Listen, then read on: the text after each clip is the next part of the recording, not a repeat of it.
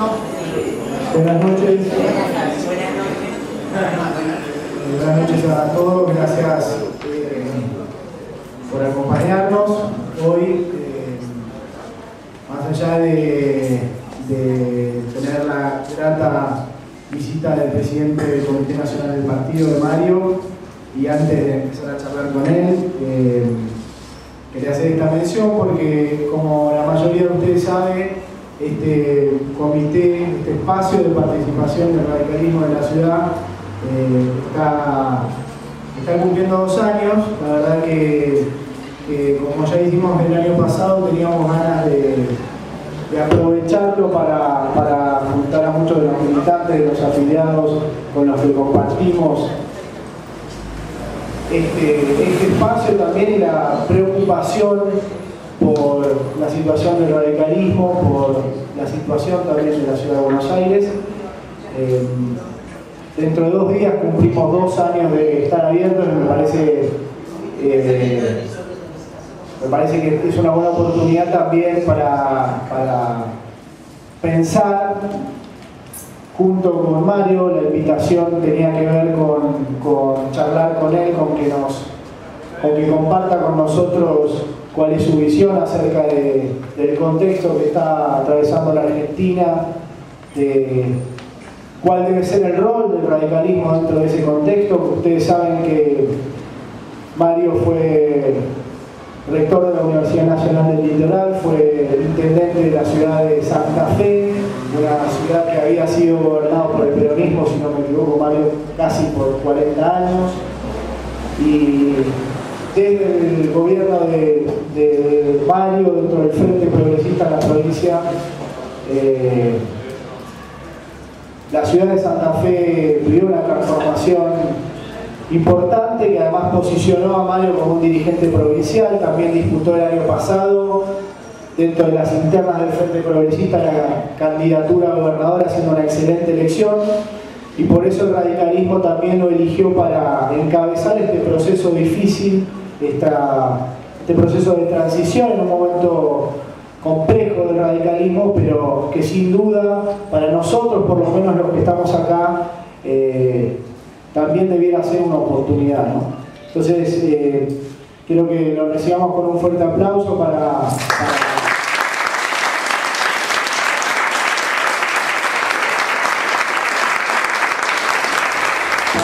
escucharlo, y después seguramente intercambiar algunas ideas con él, hacerle algunas preguntas.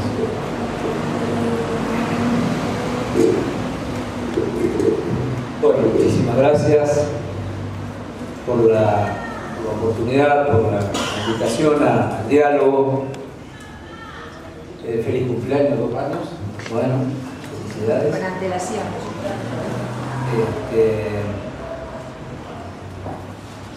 La verdad que necesitamos mucho los radicales de encontrar espacios para dialogar, para conocernos, para entendernos.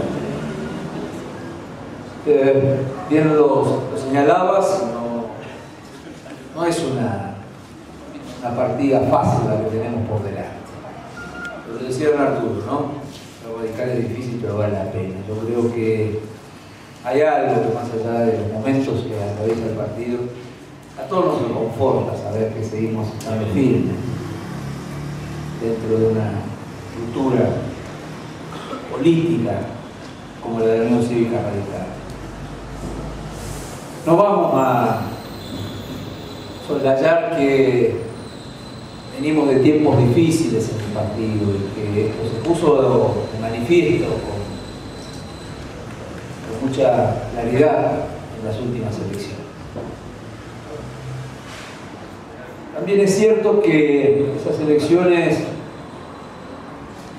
plantearon una ratificación del gobierno nacional con fuerte apoyo, el 54%.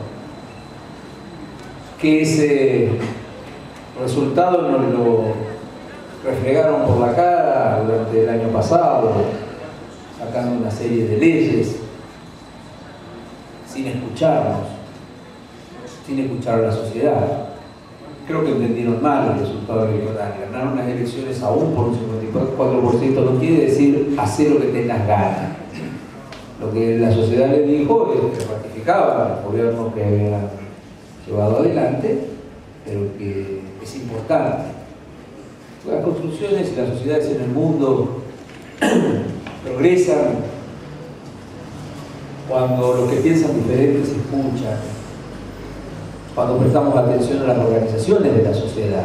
La velocidad con la que sacaron unas cuantas leyes no solo lo permitió a partidos de la oposición plantear sus diferencias, sino que hizo que la sociedad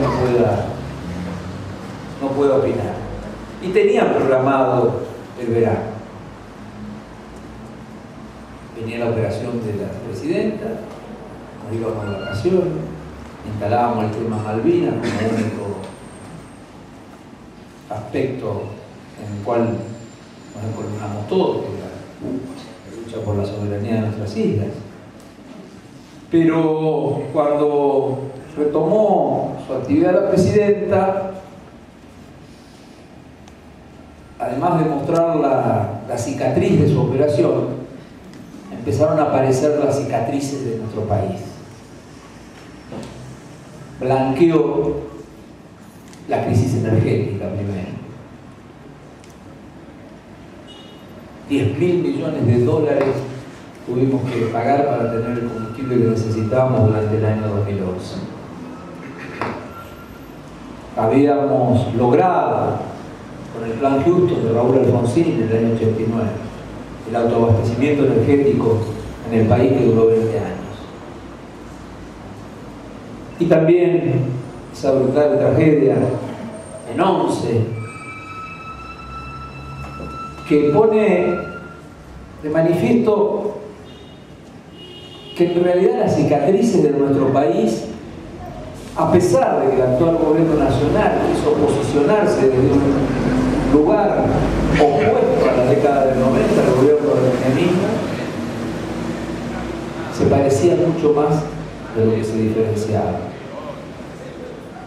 En definitiva, la crisis energética, producto de aquella privatización de YPF que apoyó el actual gobierno, radicales nos opusimos, producto de relaciones entre el Estado y las empresas a las que concesionan la exploración y la explotación oscuras, por no decir corruptas, y una ausencia total del Estado. ¿Esto acaso no le suena exactamente lo mismo que lo que planteó el gobierno en la década de los 90? Y la tragedia de Once también pone en relieve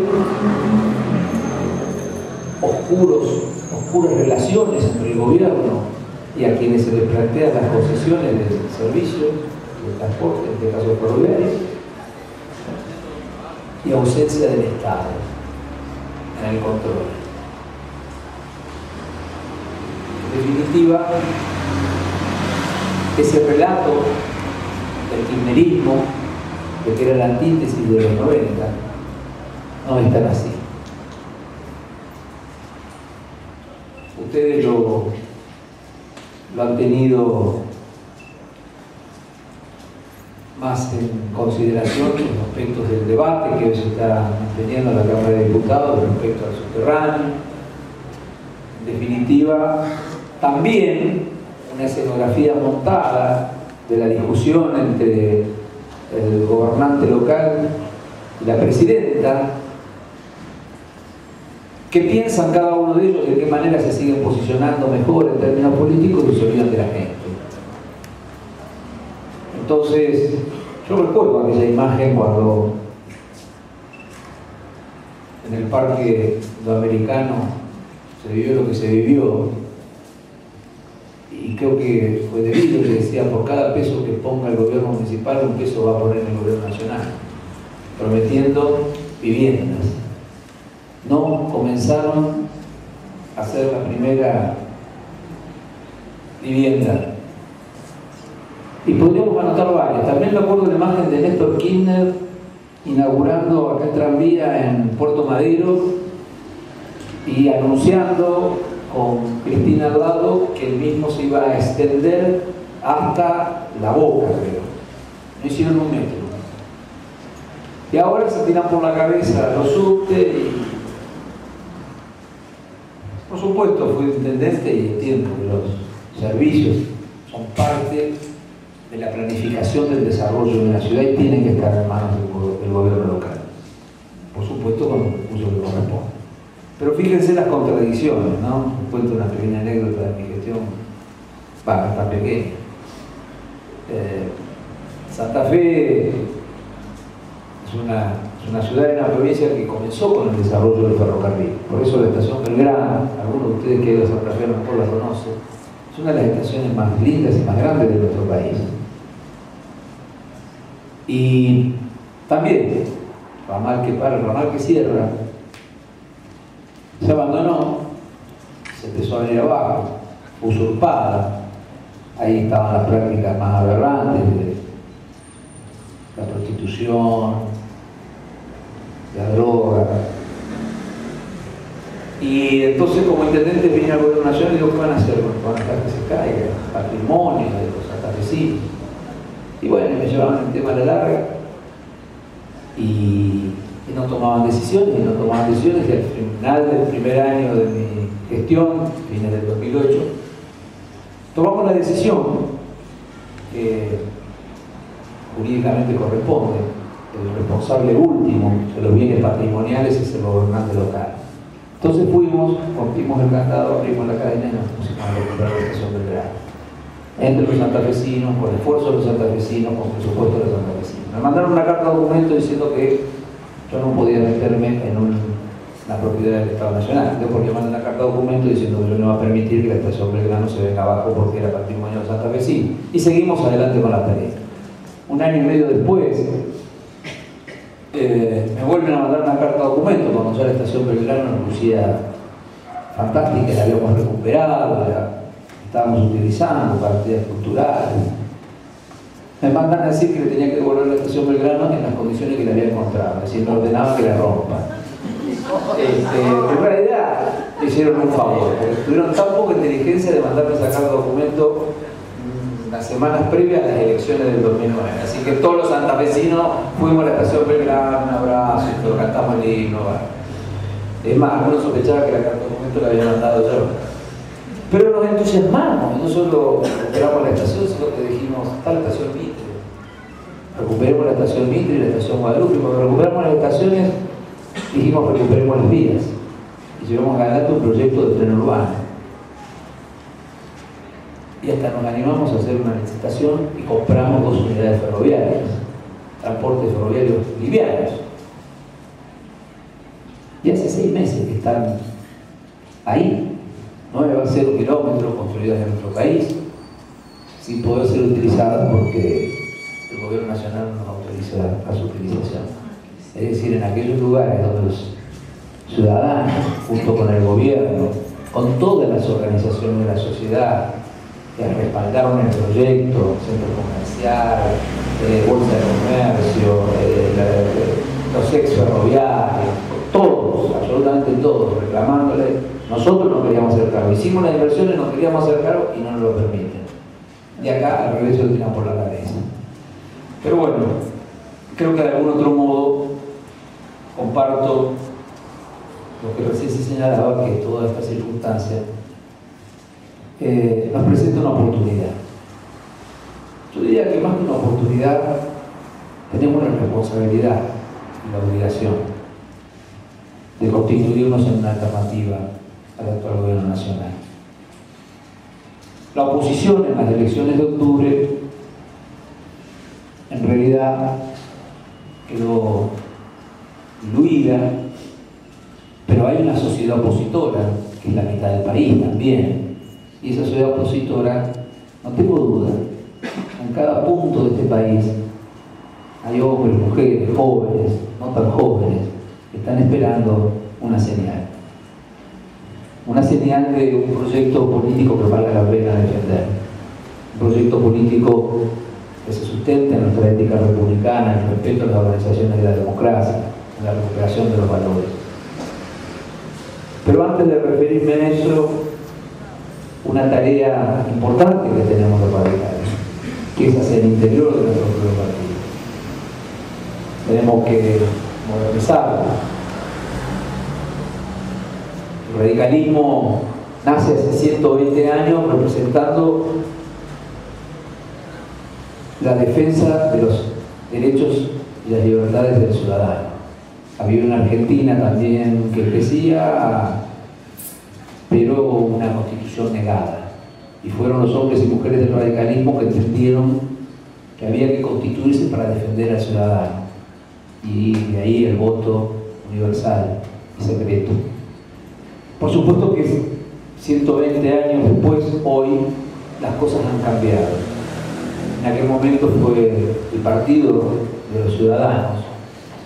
Hoy hay partidos políticos, gremios, organizaciones de la sociedad, movimientos que defienden la igualdad de género, el ambiente, los derechos humanos. Entonces el radicalismo tiene que comprender estos cambios que, además de representar los intereses de los ciudadanos, hay que representar los intereses de aquellas organizaciones que a su vez representan a los ciudadanos. No es una tarea fácil. El radicalismo tiene que analizar, sí, su carta orgánica, lo han hecho en la capital y en la Universidad Internacional, para generar participación, para modernizar sus estructuras. Pero convengamos que la modificación de las normas que rigen una organización de por sí no modifican a la organización. Lo que tenemos que cambiar son algunas culturas dentro del radicalismo. Somos un partido amplio, con diferencias. Tuvimos diferencias, tenemos diferencias y vamos a seguir teniendo diferencias. Porque durante 120 años, bueno, tenemos todas las generaciones, todos los tiempos, y aquellos que adhieren a alguna corriente de algún tiempo o a otra corriente de otro tiempo, y tenemos diferencias. Unos son más irigoyenistas, otros serán más y estamos en todo el país. Entonces, ¿cómo no vamos a tener diferencias entre ustedes, capitalinos, con los que viven en el norte o en el sur, en el litoral, en la montaña, en el campo? Pero que no son diferencias geográficas, son culturales. Hay sociedades más tradicionales, sociedades más modernas. Pero además tenemos diferencias políticas. Y es natural que tengamos diferencias políticas. Digo política respecto a un tema en particular. Yo hablé de la crisis energética y el radicalismo planteó una alternativa en estos días de cómo recuperar la soberanía energética. Pero les cuento, convoqué a 3 expertos de nuestro partido en el tema de energía y los 3 piensan distinto, los técnicos, los profesionales, los entendidos. Cuando además a 3 posiciones las trasladamos a los diputados y los senadores, se convirtió en 6 posturas distintas. Pero bueno, el diálogo, el consenso, el esfuerzo generó una propuesta del radicalismo de cómo recuperar esa soberanía energética. Ahora, además de esas diferencias a las que hice mención, bueno, también están las diferencias de las aspiraciones sectoriales o individuales, de querer ocupar un espacio. Y está bien que así sea, si no tenemos hombres y mujeres que aspiren a ocupar espacios de conducción y de poder, estaríamos con problemas. Hay mucho más problemas que lo que tenemos cuando hay más de uno.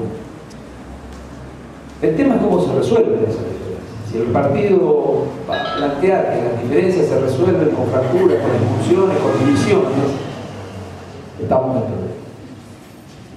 Y creo que este es uno de los temas centrales que hoy tenemos que entender hacia el interior del radicalismo. Pero además de ser una cuestión política, analicémoslo desde el sentido común. Hoy estamos frente a un proceso de 2 años en el cual vamos a tener elecciones legislativas, salvo que Jorge que se eligió gobernador también. ¿Cuál es el objetivo de estar con toda nuestra energía planteándonos las diferencias de a quién se parece más el radicalismo o quiénes de las otras fuerzas se parecen más al radicalismo? Si el PRO, si el kirchnerismo, si el socialismo. No nos tiene que preocupar a quién nos parecemos más o quién se parece más a nosotros. Tenemos que preocupar por lo que somos. ¿Desde qué lugar recuperamos la identidad? Somos el único partido de gobierno, además del que gobierna. porque gobernamos este país. Y tenemos que recuperar el fortalecimiento de la Unión Cívica Radical para que luego, oportunamente, y si así lo decidimos los radicales, y bueno, conversaremos si convocamos otras políticas o no, o ellos nos vendrán a buscar a nosotros, pero no como hacen ahora, que nos buscan a nosotros porque lo imaginan un cadáver ahí y que vienen a llevarse algún pedacito, algunos otros. La alianza que tenemos que hacer en el radicalismo es con la sociedad. Lo que tenemos que recuperar es la representación de los intereses de la sociedad. No tengo duda que somos la única alternativa, la única posibilidad de construir en este país una alternativa al actual gobierno, somos los radicales.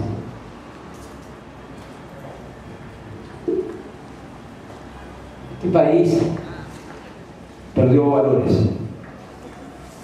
Este país perdió el valor del respeto a la norma, a las leyes. Perdió el valor de la transparencia, de la honestidad, de la solidaridad. Perdió el valor de la educación y del esfuerzo de trabajo. Y este país tuvo valores.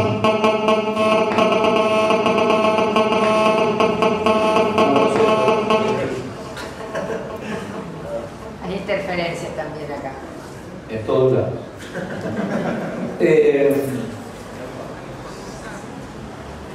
Esta Argentina fue grande. Tiene del siglo XIX, principios del XX, no habíamos nacido así, como radicales. Pero esta Argentina, en un marco de fuertes diferencias, porque miren si hubo un momento en el país en el que había diferencias entre quienes lo constituían, que fueron nuestros nonos, nuestros padres, nuestros abuelos, nuestros bisabuelos, que venían y tenían diferentes culturas, diferentes religiones, diferentes idiomas. Sin embargo, construyeron uno de los países más avanzados del mundo. ¿Y cuáles fueron los valores? La cultura del trabajo, levantarse cuando el sol estaba apareciendo y acostarse cuando el sol se ponía, y romperse el alma, ensangrar las manos para que la tierra nos dé un mar de trigo. ¿Y cuál fue el otro valor que levantaron? El de la educación. Pidieron educación para sus hijos. Hoy en mi provincia de Santa Fe, donde el gobernador Nicasio Oroño estableció 15 años antes de la ley 1420 la obligatoriedad de la enseñanza pública. Y dijo, en cada lugar de la provincia de Santa Fe donde haya 10 pibes, tiene que haber una escuela o un maestro.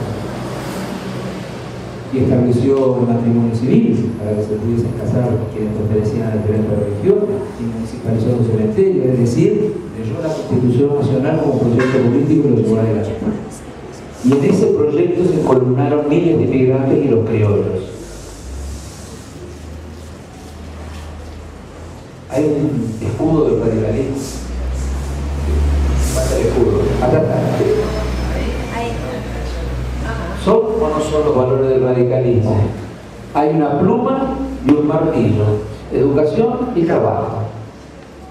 Todas las sociedades en el mundo se construyen a partir de un proyecto educativo nacional y de un proyecto que genere trabajo digno.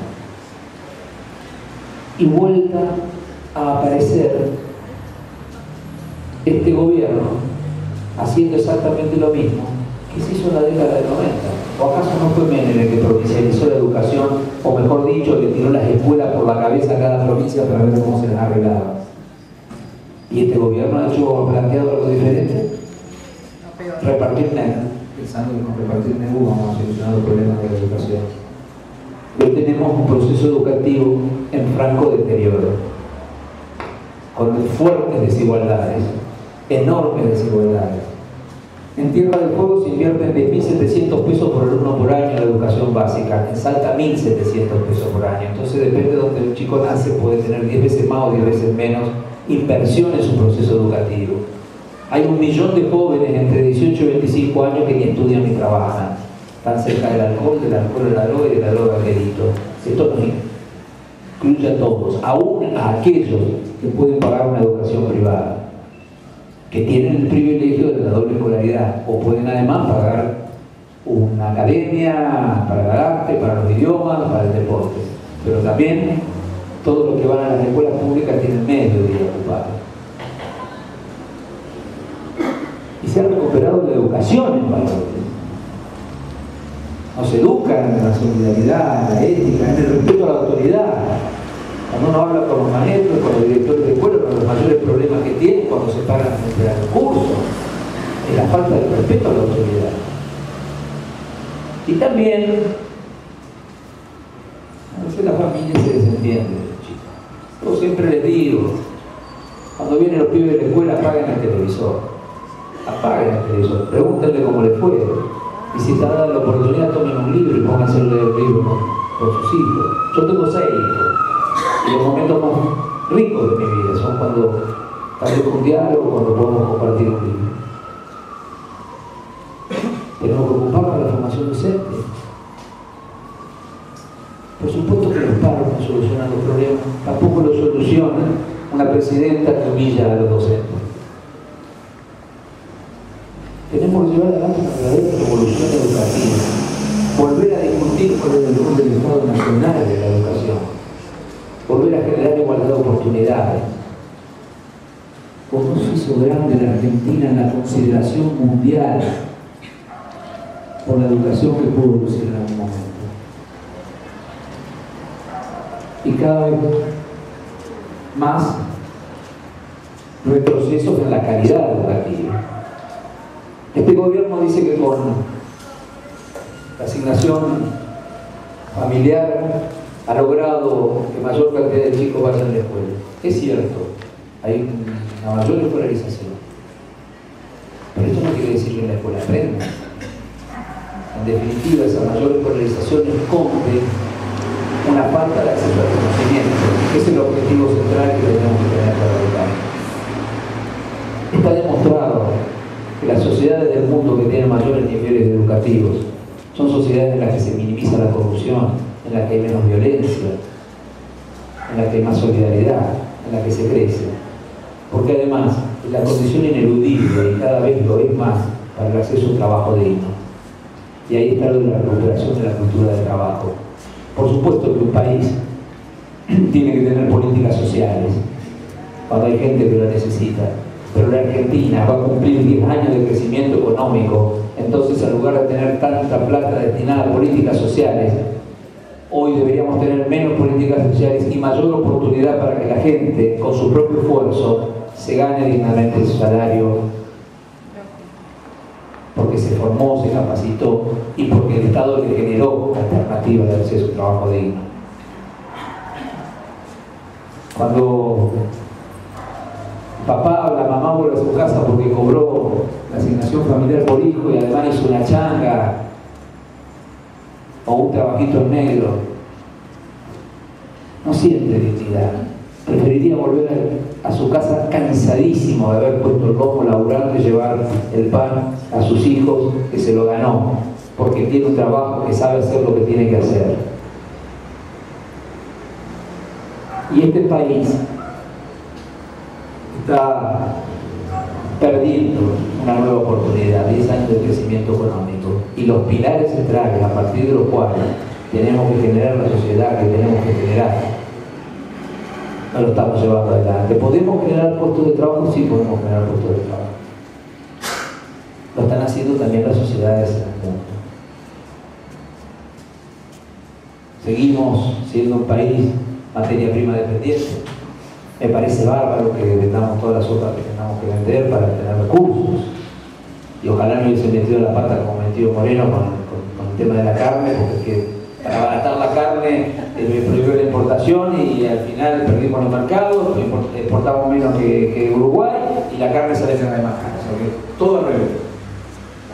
Pero, ¿cómo se genera la posibilidad de generar puestos de trabajo?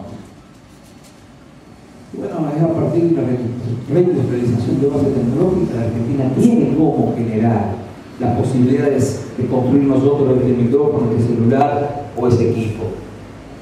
Pero todo lo importamos. E incorporamos tecnología que genera pérdida de los puestos de trabajo. En nuestra provincia, en los últimos 10 años, se perdieron 50.000 puestos de trabajo en la industria láctea, porque incorporaron tecnología que la teta de la vaca, en lugar de agarrarlo del peón, la ponen los cositos y la ordena la máquina.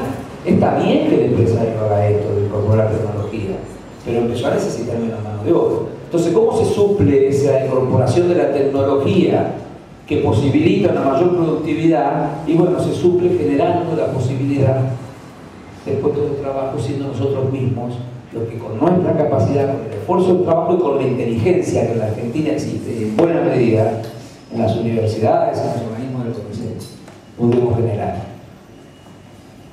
La presidenta puso un ejemplo el otro día en el inicio de las sesiones ordinarias. No sé si la escucharon porque lo entregó la de mí. Pero puso un ejemplo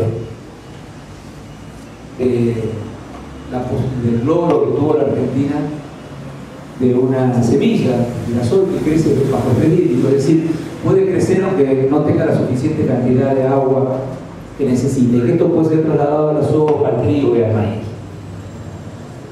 Raquel Chan, la investigadora del CONICET y de la Universidad Nacional del Litoral. Hace 10 años nos reunimos con empresarios, con el mundo académico, el rector de la Universidad Nacional del Litoral. Estábamos en momentos de crisis y planteamos, vamos a empezar a trabajar para generar el encuentro entre la producción y la ciencia, para generar trabajo. Y entonces vimos que la biología vegetal era un área de vacancia y averiguamos en el país quién estaba. Ahí estaba la doctora Raquel Chan y la llamamos por teléfono y me presento y le digo que soy rector y que queremos llevar un proyecto adelante. Ella estaba en otra ciudad, no tenía el apoyo y le ofrecimos un cargo en la Universidad Nacional del Litoral. Compartió el laboratorio en el principio, después construimos un laboratorio en la terraza de la Facultad de Bioquímica y bueno, este es el logro que se patentó en la India, en Estados Unidos y en varios países europeos. Pero lo que hay que decirle a la señora presidenta, que esto no es producto de la casualidad, que esto no tiene que ver con un investigador que sea el que defina las políticas, es el Estado el que tiene que definir las políticas, las líneas, las áreas en las cuales vamos a desarrollar una sustitución de importación y vamos a incorporar un agregado a la producción. La presidenta también en el discurso dijo que este año había existido una mayor exportación de manufacturas industriales que de materia prima. Cuenta el aceite de soja de manufactura. Entonces no es una incorporación de valor agregado. Uno de mis primeros viajes como presidente me invitaron a una reunión similar a esta, en un comité en Mar del Plata. Y a la mañana temprano fui a visitar un lugar donde se congela el pescado para exportar. Y estaban los obreros preocupados y el dueño estaba preocupado. Le pregunté qué les pasaba y me dice, no, lo que pasa es que hace un año y medio el 70% del mercado de la merluza lo exportábamos desde Mar del Plata. Y ahora el 30% se invirtió. ¿Y qué pasó? Y dos países asiáticos se pusieron de acuerdo, encontraron un pez que lo pueden cultivar, que es muy parecido y casi igual a la merluza, lo venden como merluza, mucho más barato de lo que vendemos nosotros, estamos perdiendo los mercados. Y entonces cuando me iba, me puse a pensar, ¿qué pasa si mañana abrimos el diario y encontramos que alguien encontró un sustituto para la soja? Este país implota en un par de semanas. Ahora, si tenemos todo para estar mejor, ¿cómo puede ser que estemos aprovechando esta oportunidad? Si tenemos un país que tan extenso, ¿cómo puede ser que no tengamos un pedacito de tierra para que los jóvenes se construyan su vivienda y tengamos el déficit habitacional que tenemos? ¿Cómo puede ser que este país está arriba del acuífero guaraní, que es la reserva de agua dulce más importante del mundo, además de ríos como el Paraná, Río de la Plata, y haya tantos pueblos y tantas ciudades que ni siquiera hoy tienen agua potable? ¿Cómo puede ser que estemos alimentando al mundo con la exportación de nuestros granos y tengamos índices de nutrición infantil como los que tenemos? Tenemos todo lo que necesitamos. Y es sobre esa base que tenemos que generar un proyecto alternativo al actual gobierno. A veces yo me pongo a pensar, ¿qué van a decir los pibes que están haciendo?